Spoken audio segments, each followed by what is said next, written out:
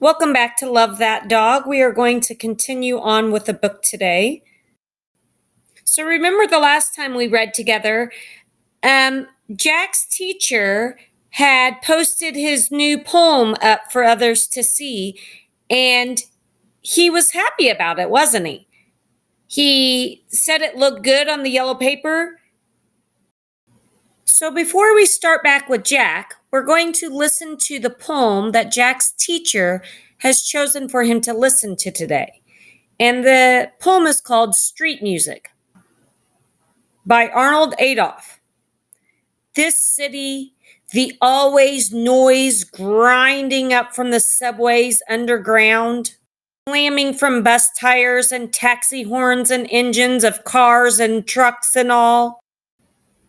Vocabularies of clash, flash, screeching, hot metal language, combinations as planes overhead roar.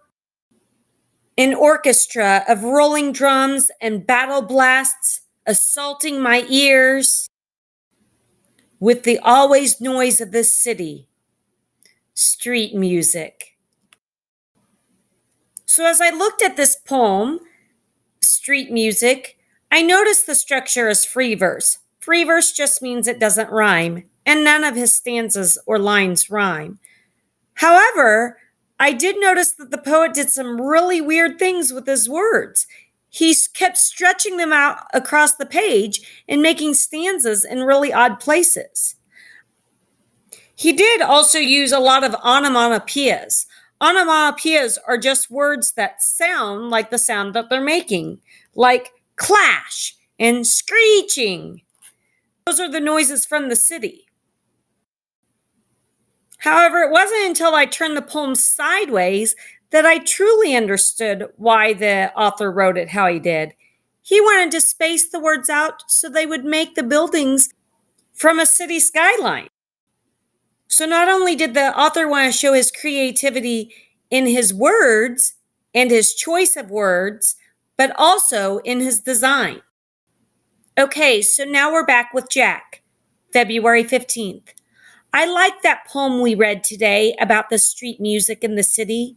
My street is not in the middle of the city, so it doesn't have that loud music of horns and trucks, clash, flash, screech.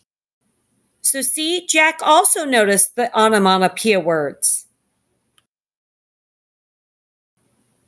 My street is on the edge of a city, and it has quiet music, and most of the time, wisp, meow, swish.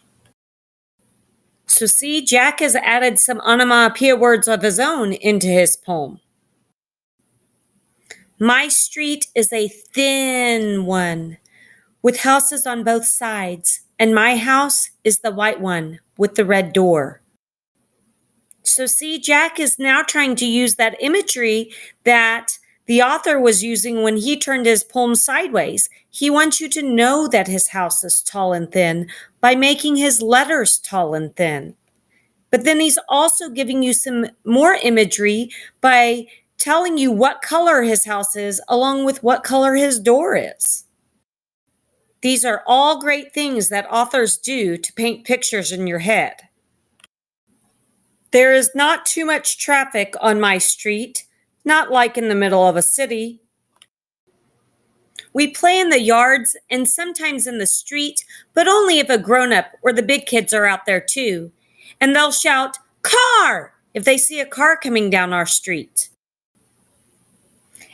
At both ends of our street are yellow signs that say, "Caution, children at play."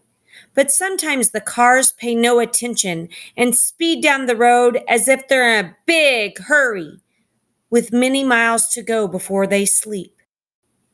So did you see what Jack did there? He took what he learned from a previous author and applied it into his poem, with many miles to go before they sleep. I hope you enjoyed learning today about onomatopoeias and imagery. We will apply these towards our poems very, very soon.